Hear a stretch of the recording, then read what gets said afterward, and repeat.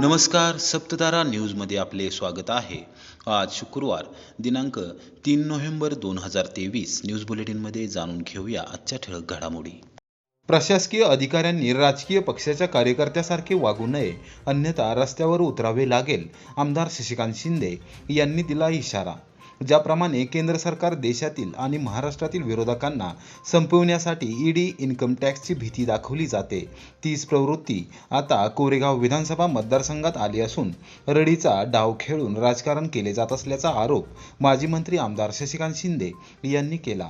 दरम्यान प्रशासकीय अधिकारी हे राजकीय पक्षाचे कार्यकर्ते असल्यासारखे वागत असून त्यांनी वर्तनामध्ये सुधारणा न केल्यास रस्त्यावर उतरावे लागेल असा इशारा त्यांनी दिला. लासुर्णे येथील निवासस्थानी पत्रकारांशी बोलताना त्यांनी कोरेगाव विधानसभा मतदारसंघात विरोधकांकडून सुरू असलेल्या घाणेरड्या पद्धतीने सुरू असलेले राजकारण आणि सर्वसामान्यांवर होत असलेले राजकारण थांबविण्यासाठी आंदोलन करणार असून वेळप्रसंगी आमरण उपोषण करणार असल्याचा इशारा आमदार शिंदे यांनी दिला. मतदारसंघात शिपायापासून खाते प्रमुखापर्यंत आणि जिल्हा स्तरावर प्रमुख अधिकाऱ्यांपर्यंत दबावाचे राजकारण सुरू असून प्रत्येक घटकावर जाणीवपूर्वक अन्याय केला जात आहे. ग्रामीण भागातील गरीब व गरजू महिला एकत्रित येऊन स्वस्त धान्य दुकान चालवत असून त्यांच्यावर तपासणीचा आसूड ओढून आमच्याकडे या, अन्यथा दुकान रद्द करतो असे प्रकार सुरू असल्याचा आरोप आमदार शिंदे यांनी केला. यावेळी त्यांनी विद्यमान लोकप्रतिनिधींकडून सुरू असलेल्या अन्यायाचा पाडाच वाचला. सध्याचे आमदार हे मुख्यमंत्री, उपमुख्यमंत्री आणि सगळ्यांचा धाक दाखवून ह्या अधिकाऱ्यावर जो रुबाब दाखवतायत आणि दबाव टाकतायत, त्यामुळे या असलेल्या पोलीस प्रशासन असेल सगळ्यांच्या माध्यमातून अशा प्रकारची एकतर्फी राजकीय समर्थन करण्याची भूमिका घेतली जाते असा माझा थेट आरोप आहे. जिल्ह्यातील आणि तालुक्यातल्या प्रशासनाने राजकीय भूमिका घेण्याचा प्रयत्न करू नये आणि जर अशा प्रकारची भूमिका घेऊन आमच्या कार्यकर्त्यांनी पदाधिकाऱ्यांना नाहक त्रास देण्याचा प्रयत्न झाला तर मला रस्त्यावर उतरावं लागेल, अशा प्रकारचा इशारा मी या असलेल्या बैठकीच्या माध्यमातून देतोय. आता गावातल्या क्षुल्लक कारणासाठी सुद्धा जर अधिकारी दबावाखाली जर काम करत असतील आणि राजकीय पक्षाच्या असलेल्या कामासारखं काम करत असतील तर लोकशाही टिकवण्यासाठी या विरोधामध्ये मला पूर्णपणाने आवाज उठवावा लागेल. शासनाच्या पैशावर अशा प्रकारची लूट चालू असेल तर त्याच्याबद्दल आम्हाला आवाज निश्चितपणे उठत आहे. राजकारणामध्ये बोगस वेगवेगळ्या प्रकारच्या प्रक्रिया राबवून मतदाराकडं किंवा मतदार वाळा आपल्याकडं करण्याचा प्रयत्न होत असेल तर दुर्दैव आहे आणि तशावर आम्ही बारकाईने लक्ष ठेवतोय, सगळ्याची जंत्री काढतोय आणि ती जंत्री काढल्यानंतर यामध्ये मी 100% सांगतो, जर प्रशासनाने भूमिका बदलली नाही तर मग ते कोरेगाव असेल, खटाव असेल, सातारा, विशेषतः पोलीस स्टेशनचे माझे चांगले संबंध आहे. खालचे शिपायापासून सगळ्या अधिकाऱ्यांना मी रिस्पेक्ट देतो, पण इतकं वाहून घेतलेलं मला चालणार नाही. ते झालं नाही तर मला काही ना काहीतरी आंदोलन करत बेमुदत आंदोलनाला उतरावं लागेल आणि मग त्याची पूर्ण जबाबदारी ही प्रशासनाची असेल. लोकशाही जिवंत ठेवायची असेल तर मला ते करावं लागेल. नाईलाजाने मोठं आंदोलन करावं लागेल. वेळ पडली तर आमरण उपोषण करून मी याच्या विरोधात लढाईमध्ये 100% उतरणार आहे. मराठा आरक्षणासाठी मनोज जरांगे पाटील यांच्या पाठीशी ठाम राहण्याचा कोरेगावातील सकल मराठा समाजाचा ठाम निर्धार. प्रशासकीय आणि पोलीस अधिकाऱ्यांच्या उपस्थितीमध्ये कोरेगावातील साखळी उपोषणाची सांगता. सकल मराठा समाजाला आरक्षण मिळावे या मागणीसाठी मनोज जरांगे पाटील यांनी सुरू केलेल्या आंदोलनाच्या समर्थनार्थ कोरेगावात सकल मराठा समाजाच्या वतीने तहसीलदार कार्यालयासमोर सुरू असलेले साखळी उपोषण शुक्रवारपासून स्थगित करण्यात आले. प्रशासकीय आणि पोलीस अधिकाऱ्यांच्या हस्ते सरबत देऊन उपोषणकर्त्यांनी स्थगित करत असल्याचे जाहीर केले. यावेळी एक मराठा लाख मराठाचा जयघोष करण्यात आला. मनोज जरांगे पाटील यांच्या आंदोलनाला पाठिंबा देण्यासाठी कोरेगावात साखळी उपोषण सुरू करण्यात आले होते. वारकरी संप्रदायापासून विविध विविध गावातील सकल मराठा समाज बांधव, विविध संघटना आणि संस्थांनी या आंदोलनाला पाठिंबा दिला होता. मनोज जरांगे पाटील यांनी सरकारच्या विनंतीवरून उपोषण स्थगित केल्यानंतर कोरेगावातील उपोषण स्थगित करण्याचा निर्णय शुक्रवारी घेण्यात आला.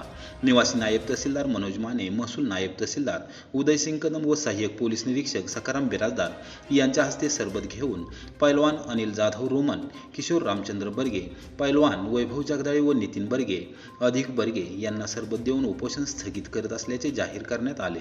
सकल मराठा समाजाला आरक्षण मिळाले पाहिजे. मराठा योद्धा मनोज जरांगे पाटील यांचे आमरण उपोषण शासनाच्या विनंतीवरून दिनांक 2 जानेवारी 2024 पर्यंत स्थगित ठेवण्याचा निर्णय घेण्यात आला आहे. साखळी उपोषणाला पाठिंबा देणाऱ्या संस्था, संघटना व समाज बांधवांचे आभार मानत असताना ॲडव्होकेट महेंद्र डेरे यांनी कोरेगावसह राज्यात आंदोलनाची धग कायम राहणार असल्याचे सांगितले. सह्याद्री साखर कारखाना 1 लाख लिटर इथेनॉल निर्मिती प्रकल्प कार्यान्वित करणारच, आमदार बाळासाहेब पाटील. साखर कारखान्याच्या गळीत हंगामाचा शुभारंभ. सह्याद्री सहकारी साखर कारखान्याने नेहमीच शेतकरी सभासदांच्या हिताला सर्वोच्च प्राधान्य दिले आहे. सध्या कारखान्याच्या विस्तारीकरणाचे काम सुरू असून कोणत्याही परिस्थितीत 1 लाख लिटर इथेनॉल निर्मिती प्रकल्प कार्यान्वित केला जाणार आहे, अशी ग्वाही कारखान्याचे चेअरमन माजी मंत्री आमदार बाळासाहेब पाटील यांनी दिली. सह्याद्री सहकारी साखर कारखान्याच्या गळीत हंगामाचा शुभारंभ आमदार बाळासाहेब पाटील यांच्यासह मान्यवरांच्या हस्ते शुक्रवारी झाला. त्यावेळी शेतकरी सभासदांशी संवाद साधताना आमदार पाटील बोलत होते.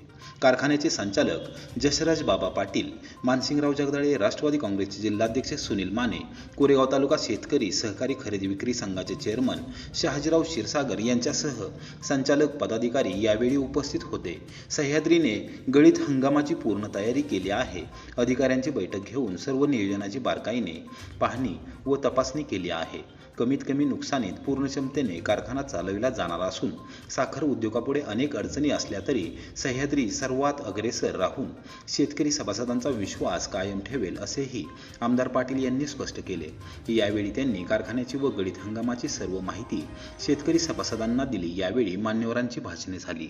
50 वर्ष हा काय थोडा काळ नाही. 1250 आपण 7,500 9,000 टनापर्यंत गेलो, काही वेळेला 10,000चे घेतले आणि आता 11,000 आपला बेसिक राहणार आहे. पण थोडीशी वाढ त्यामध्ये सुद्धा होणार आहे. ते काही जाहीर मी बोलू इच्छित नाही, पण त्यामध्ये ती वाढ सुद्धा राहणार आहे. म्हणजे 11 म्हणजे अगदी नेक टू नेक 11 चालणार नाही, त्याच्या पुढे प्लस त्या ठिकाणी चालेल. आणि त्यामुळं चांगल्या प्रकारचा गळीत होईल, चांगल्या प्रकारचा उतारा हा त्या ठिकाणी निश्चित प्रकारे मिळेल. 5 वर्षानंतर ही क्रांती त्या ठिकाणी घडते आणि सहकारातला कारखाना सर्वात जास्त सभासद असलेला कारखाना हा निर्णय या ठिकाणी घेते. आणि मग या हंगामाच्या निमित्तानं मी सर्वांना अतिशय मनापासून शुभेच्छा देतो. सर्व अधिकारी, कर्मचारी, सभासद, शेतकरी, सर्व नेते मंडळी, सर्व तोडणी यंत्रणा यांच्या माध्यमातून हा हंगाम चांगल्या प्रकारचा जाईल आणि जावा अशा प्रकारची प्रार्थना मी या निमित्तानं या ठिकाणी करतो. प्रत्यक्ष गळीत हंगाम सुरू होईल आणि ते सुरू झाल्यानंतर मग आपल्या लक्षामध्ये येईल की आम्ही यावर्षी काही बदल त्या ठिकाणी केले, ते आपल्या लक्षामध्ये त्या ठिकाणी येईल. एवढीच अपेक्षा व्यक्त करतो की आपण सर्वांनी यावर्षी सह्याद्री कारखान्याला ऊस घालून सर्वांनी सहकार्य करावं. सगळी भरलेली वाहनं याच कारखान्याकडे यावी अशा प्रकारची अपेक्षा सुद्धा या निमित्तानं या ठिकाणी व्यक्त करतो. कराड उत्तर शेतकरी संघटनेने मसूर येथे रोखली साखर कारखान्याची ऊस वाहतूक. सातारा जिल्ह्यातील साखर कारखान्याची ऊसाची रिकव्हरी चांगली असली तरी साखर कारखाने अन्य जिल्ह्यातील कारखान्यांच्या तुलनेत चांगला दर देत नसल्याच्या निषेधार्थ कराड उत्तर शेतकरी संघटनेच्या वतीने शुक्रवारी कारखान्याची ऊस वाहतूक मसूर येथे रोखण्यात आली. जोपर्यंत कारखाने शेतकरी हिताचे निर्णय घेत नाहीत तोपर्यंत कारखान्यातील साखर बाहेर पडू देणार नाही, असा इशारा तालुका प्रमुख वसीम इनामदार यांनी दिला.